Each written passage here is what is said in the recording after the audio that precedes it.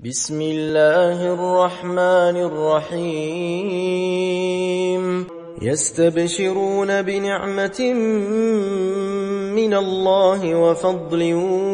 وأن الله لا يضيع أجر المؤمنين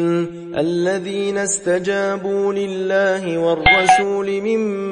بعد ما أصابهم القرح للذين أحسنوا منهم واتقوا أجر عظيم الذين قال لهم الناس إن الناس قد جمعوا لكم فاخشوهم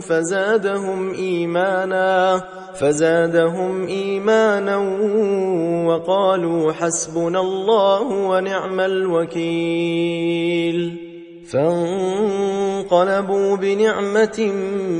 من الله وفضل لم يمسسهم سوء واتبعوا رضوان الله والله ذو فضل عظيم إنما ذلكم الشيطان يخوف أولياءه فلا تخافوهم وخافون إن كنتم مؤمنين